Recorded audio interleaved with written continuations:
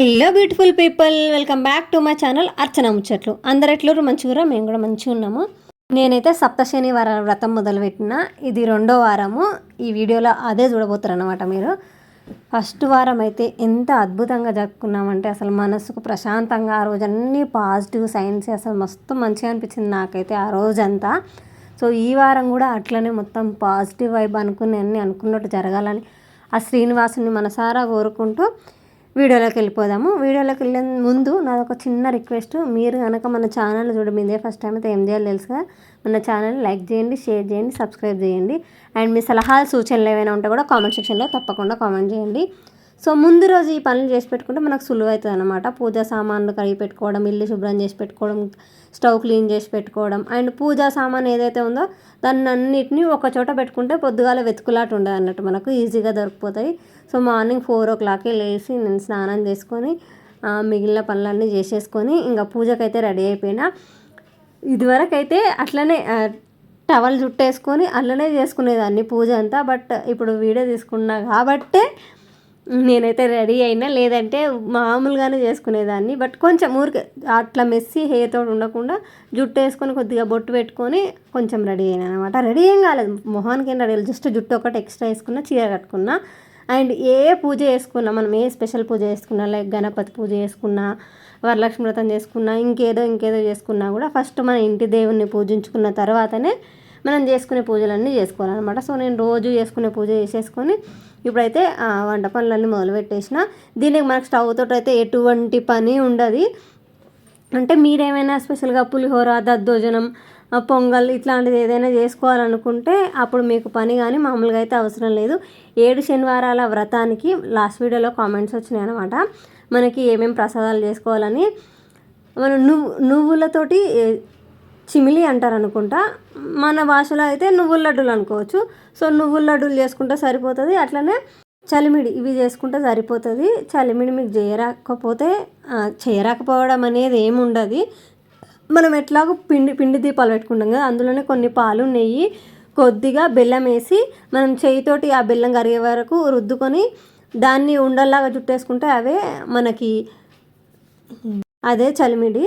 And మన ఇష్టం, వడపప్పు పానకం చేసుకోవాలనుకుంటే చేసుకోవచ్చు, చేసుకుంటారంట, ఇష్టం అంట వెంకటేశ్వర స్వామికి. సో ఫస్ట్ వారం నేను చేయలేదు నాకు తెలియక.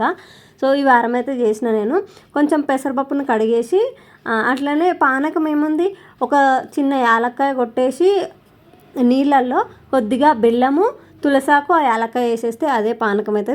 మీకు కావాలంటే మిరియాలు కూడా వేసుకోవచ్చు దంచి. అంతే, ప్రసాదాలు మన ఇష్టం, ఏమైనా వేసుకోవచ్చు. చిమిలి ఉండలు కంపల్సరీ, అంటే అదే నువ్వుల లడ్డూలు కంపల్సరీ, పానకం, బెల్లం నీళ్ళు, తులసాకులు వేసి బెల్లం నీళ్ళు పోసినా సరే, పంచామృతాలు. నేనైతే పిండి దీపాలు చేసుకున్నా. ఫస్ట్ టైం చేసినప్పుడు అయితే మంచిగా అవుతున్నాయి పిండి దీపాలు. ఈసారి కొంచెం క్రాక్స్ వచ్చినాయి అనమాట, ఎక్కడ మిస్టేక్ అయిందో నాకు కూడా తెలియలేదు. కానీ కొన్ని పాలు పోసి ఇంకొక పల్స్ ఇచ్చే ఉండే, నేనైతే మిక్సీలోనే వేసేస్తున్నా అవి కూడా.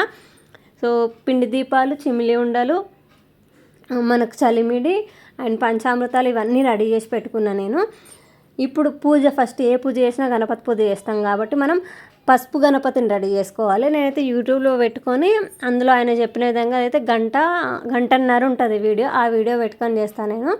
సో అక్కడ ఆయన చెప్తా ఉంటే ఈలోపు నేనైతే వస్త్రం రెడీ చేస్తున్నా, స్వామివారి ఫోటోకి వేద్దామని.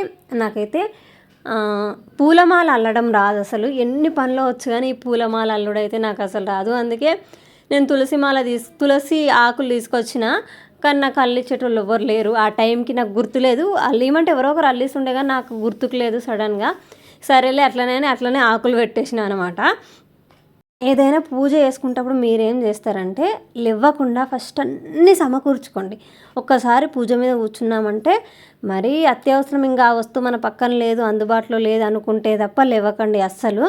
ఎందుకంటే ఊకే మాటికి లేస్తే మన ఆ కాన్సన్ట్రేషన్ పోతుంది అనమాట, దేవుని మీద ఆ భక్తి సైడ్కు డైవర్ట్ అయిపోతుంది అనమాట. అట్లా డైవర్ట్ కాకుండా మీ మనసుని లగ్నం చేసి మీరు చేసే పూజ మీద అప్పుడు చేయండి.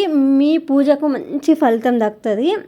మనం ఎన్ని రకాల ఏమంటారు దాని ప్రసాదాలు పెట్టినాం, ఎంత మంచిగా అలంకరించినాం, ఇదంతా కాకుండా మన భక్తి చూస్తాడు దేవుడు. ఫస్ట్ మన మనసును లగ్నం చేసి దేవుని మీద పెట్టి మన చిత్తశుద్ధిని, మన కోరిక నిజాయితీ అయితే ఖచ్చితంగా వెంకటేశ్వర స్వామి నెరవేరుస్తాడు మన కోరికను.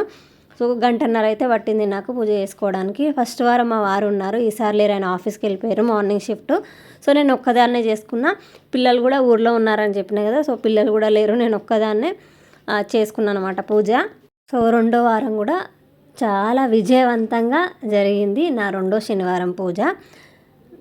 ఇంకా ఉపవాసం ఉండాలా అని అడుగుతుర్రు, అది మీ ఇష్టం అండి. మీరు ఉండగలిగితే ఉండొచ్చు, ఉండలేకపోతే మీ ఇష్టం. పూజ అయ్యే వరకు అయితే కాలి కడుపుతో ఉండడం మంచిది నా ఉద్దేశం అయితే. సో ఇది ఈ వీడియో ముచ్చట అన్నట్టు. మీకు ఇంకేమైనా డౌట్స్ ఉంటే ఈ వీడియో కింద కామెంట్ చేయండి, నేను నెక్స్ట్ వీడియోలో అది చెప్పడానికి ట్రై చేస్తా. So that's it for the video. Thank you for watching this video till the end. Govinda Govinda.